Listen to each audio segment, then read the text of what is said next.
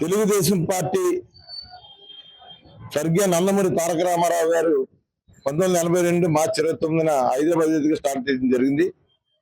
ఆయన పార్టీ పెట్టిన 9 నెలల్లోనే ముఖ్యమంత్రి అవడం, రాష్ట్ర రాజకీయాలు దేశ రాజకీయాల్లోనే ఒక ఉన్నత స్థానానికి తెలుగుదేశం పార్టీని తీసుకెళ్లడం, ఎన్నో సంస్కరణలు, సంక్షేమ పథకాలు, అభివృద్ధి పథకాలు చేయడం, ఆయన వారసత్వంగా మరి రెండవ తరం నాయకుడిగా నారా చంద్రబాబు నాయుడు గారు 1995 మరి సెప్టెంబర్ 1వ తారీఖు ముఖ్యమంత్రిగా, తెలుగుదేశం పార్టీ అధ్యక్షుడిగా ఆయన అప్పుడు 4వసారి ముఖ్యమంత్రి చేస్తున్నారు.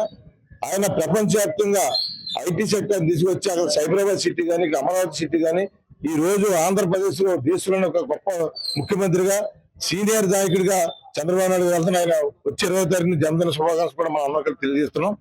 అలాగే 3వ తరం నాయకుడిగా మరి యువకాలం పాదయాత్రని ఆ రోజు వైఎస్ జగన్మోహన్ రెడ్డి చేసిన దుర్మార్గాలను ఎదిరించి 3000 కిలోమీటర్ పాదయాత్ర చేసి మరి రాష్ట్ర ప్రజల యొక్క మన్నలను పొంది ఇవాళ గొప్ప నాయకుడిగా తయారైన మన నారా లోకేష్ బాబు గారు 3వ తరం నాయకుడిగా జాతీయ మరి తెలుగుదేశం పార్టీ వర్కింగ్ ప్రెసిడెంట్ గా అయినంత గారికి శుభాకాంక్షలు తెలియజేస్తున్నాం. భీమవరం నియోజకవర్గం నుంచి, తెలుగుదేశం పార్టీ నుంచి కానీ, ప్రజల నుంచి కానీ అందరూ కూడా ఆయన రాబోయే రోజుల్లో 2029 మరి డీలిమిటేషన్ ఇవాళ మహిళా బిల్లు, డీలిమిటేషన్ బిల్లు జరుగుతుంది, పార్లమెంట్ ఉభయ సభలో జరుగుతున్నాయి. రాబోయే రోజుల్లో మరి నారా లోకేష్ బాబు నాయకత్వంలో కూటమి నాయకత్వం ముందుకు తీసుకెళ్లి మేమందరం కూడా నాయకత్వం పనిచేయడానికి, కార్యకర్తగానే పనిచేయడానికి ఎంతో ఇష్టపడతాం.